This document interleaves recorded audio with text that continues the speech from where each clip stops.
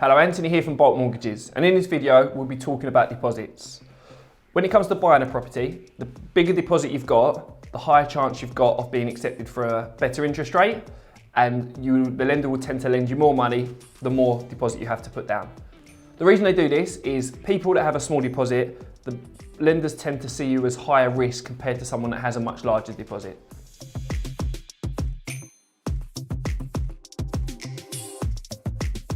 So what is a deposit? A deposit is a lump sum of money that you would need to put down when you're buying your first property. The minimum you can put down is a 5% deposit. So for example, if you're buying a property at 300,000, you'd put down 5%, which would be your 15,000, and the remaining amount you would borrow would be £285,000.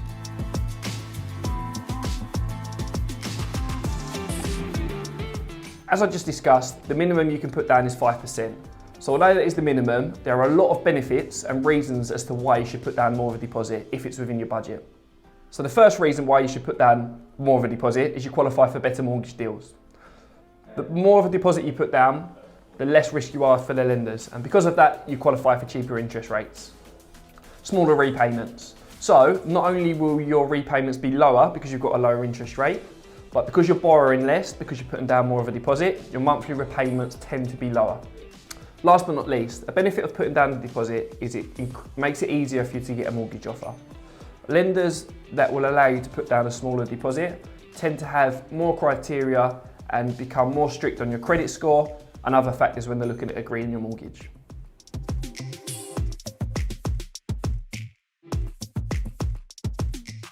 So where can your deposit come from? The most obvious sources of your deposit are savings and investments.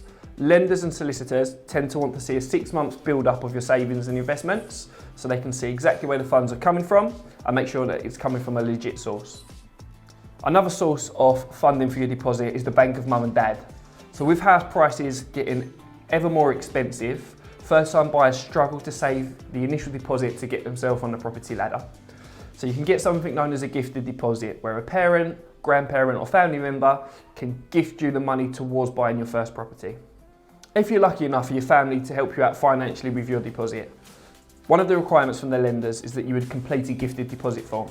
This letter would pretty much detail that the money they're giving to you is a gift and not a loan, doesn't require any repayments, and that they hold no interest in the property.